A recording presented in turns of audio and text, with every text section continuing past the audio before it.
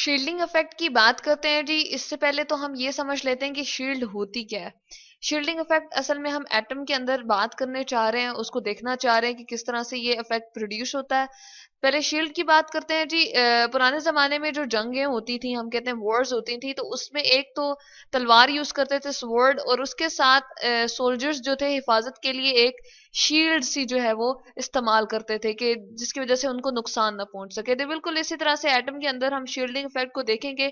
इसके लिए हम तीन एटम के स्ट्रक्चर्स को थोड़ा सा वाजे कर लेते हैं जी। सॉरी, इसमें हम ये देख रहे हैं कि सबसे पहले जो आपके पास एटम ये हमने रखा हुआ है, ये जी कौन सा है, हमारे पास हाइड्रोजन का है, ठीक है। और इसके साथ हमने लिखा हुआ है सिंबल H, ठीक। और इसका एटॉमिक नंबर यहाँ पर मेंशन किया हुआ है कि इसमें एक ही इलेक्ट्रॉन होता है, ठीक है, और एक ही न्यूक्लियस में प्रोटॉन होता है। यहाँ पर ये जो आपको ऑरेंज से कलर के नजर आ रहे हैं जी, ये शेल्स हैं। असल में इस तरह से कोई ये बाउंड्रीज तो नहीं होती, ये सिर्फ एक इलेक्ट्रॉनिक क्लाउड की तरह होता है कि इलेक्ट्रॉन जहां जहां मूव कर रहा है वो एरियाज उसके शेल कहलाते हैं। ये वो रास्ते जो होते हैं उनको हम क्या कहते हैं जी, ऑर्बिट्स कहते हैं, ये शेल कहते हैं। इसी तरह से नेक्स्ट में हम बोरॉन को देख रहे हैं, 5d5 उसका जो है वो रिप्रेजेंट किया हुआ है, यानी कि उसमें 5 ही इलेक्ट्रॉन है। अब न्यूक्लियस में 5 जो है वो प्रोटॉन होंगे, और उसको बैलेंस करते हुए क्या होंगे जी, नेगेटिव चार्ज वाले जो हम कहते हैं इलेक्ट्रॉन मौजूद होंगे उसके शेल में। पहले में हमेशा 2 आते हैं, नेक्स्ट में 8 आते हैं, लेकिन हमारी रिक्वायरमेंट यहाँ 3 की है। उसके बाद हम सोडियम को देख रहे हैं, 11 Na के सिंबल से हमने इसको रिप्रेजेंट किया हुआ है। और क्या जी, इसके इलेक्ट्रॉन को हम गिन लेते हैं। इसके न्यूक्लियस में 11 प्रोटॉन होते हैं, 11 न्यूट्रॉन होते हैं। और इलेक्ट्रॉन की बात करते हैं जी, 1 2 3 4 5 6 7 8 9 10 और 11, ठीक है। तो यहाँ पर हम देख रहे हैं कि जैसे जैसे हम इलेक्ट्रॉन की तादाद को बढ़ाते जा रहे हैं तो शेल नंबर यानी कि इंक्रीज करता जा रहा है, और न्यूक्लियस का इलेक्ट्रॉन से डिस्टेंस दूर होता जा रहा है, ठीक है। अब क्या होगा, ये जो हमारे पास नेगेटिव चार्ज वाला इलेक्ट्रॉन होता है, इसको भी जरूरत है कि न्यूक्लियस उसको अपनी तरफ खींचे, जबकि ये वाले बाकी इलेक्ट्रॉन जो है जिनके ऊपर नेगेटिव चार्ज है, जो न्यूक्लियस के करीब है, वो भी फुली तौर पे क्या हो रहे होते हैं जी, अट्रैक्ट हो रहे होते हैं। हम कहते हैं कि वो बहुत ज्यादा यहाँ पर क्या है जी, उनकी अट्रैक्शन यहाँ पर हो रही होती है।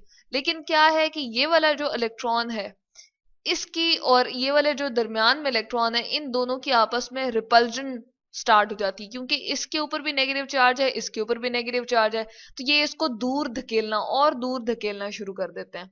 अब होता क्या है कि इसका न्यूक्लियस से और भी डिस्टेंस बढ़ता जाता है, जिसकी वजह से अफेक्टिव न्यूक्लियर चार्ज, यानी कि न्यूक्लियस जो इसको अपनी तरफ खींचना चाह रहा था, जिस मजबूती से या जिस ताकत से अपनी तरफ खींचना चाह रहा था, वो जी इसकी स्ट्रेंथ या हम कह सकते हैं कि ताकत कम हो जाती है, क्योंकि ये बाकी वाले इलेक्ट्रॉन जो इसके करीब वाले शेल्स में मौजूद है वो ज्यादा अट्रैक्टिव हो रहे होते हैं, वो ज्यादा खींचे चले जा रहे होते हैं, और वो अपने और इसके दरमियान एक क्या करते हैं जी, रिपल्जन क्रिएट कर देते हैं।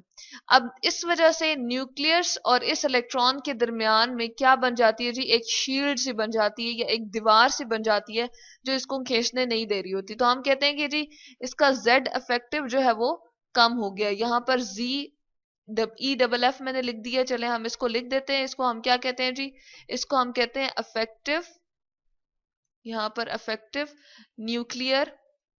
अब यहाँ पर न्यूक्लियर लिखने से जैसे बात वाजे हो रही है कि ये कोई ऐसी चीज है जो न्यूक्लियस से रिलेटेड है। चार्ज चार्ज जी हमारे पास दो तरह के होते हैं, ठीक है। एक तो हमारे पास पॉजिटिव होता है और एक नेगेटिव होता है। पॉजिटिव किस पे होता है जी, प्रोटॉन पे होता है, यहाँ मैं P लिख रही हूँ। और नेगेटिव जो है वो शेल्स में मौजूद इलेक्ट्रॉन पे होता है, यहाँ पर मैंने छोटा सा E मेंशन कर दिया। लेकिन ये न्यूक्लियस से रिलेटेड है, तो जाहिर सी बात है कि यहाँ पर हम न्यूक्लियस के पॉजिटिव चार्ज के बारे में बात कर रहे हैं, ठीक है। अब ये पॉजिटिव चार्ज ही बाहर शेल्स में मौजूद इलेक्ट्रॉन को खींचने का सबब बनता है।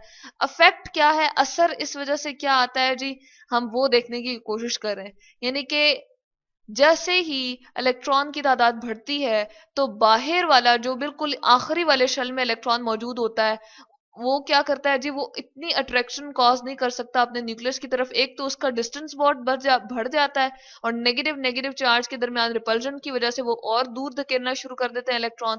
तो हम कह सकते हैं कि ये जो बाहर वाला इलेक्ट्रॉन होता है और ये जो न्यूक्लियस मौजूद है हमारे पास, चलें ये न्यूक्लियस हमने बना दिया, इन दोनों के दरमियान जो है एक बहुत ही स्ट्रॉन्ग सी हम कहते हैं जी शील्ड बन जाती है, ठीक है, एक दीवार सी बन जाती है जो इसको बहुत अच्छे तरीके से अट्रैक्ट नहीं होने देती न्यूक्लियस की तरफ, और हम कहते हैं कि जी इसकी अट्रैक्शन जो है वो लॉस हो जाती है, जिसकी वजह से हम कहते हैं जेड इफेक्टिव जो है वो कम हो गया है। यानी कि न्यूक्लियस की अट्रैक्ट करने की पावर इलेक्ट्रॉन के ऊपर, उसको हम कहते हैं जी इफेक्टिव न्यूक्लियर चार्ज, और वो प्रोटॉन की वजह से होता है। जितने प्रोटॉन बढ़ते जाएंगे वो जेड इफेक्टिव जो है वो इंक्रीज होता जाएगा। शर्त ये है कि इलेक्ट्रॉन उससे दूर ना हो, लेकिन इलेक्ट्रॉन का डिस्टेंस जैसे ही दूर होना शुरू हो जाएगा, यानी कि इलेक्ट्रॉन अगर अगले वाले शेल्स की तादाद अगर बढ़ जाएगी तो इलेक्ट्रॉन नए शेल्स में दाखिल होना शुरू हो जाएंगे, यानी कि नए शेल्स में हमारे पास मौजूद होंगे।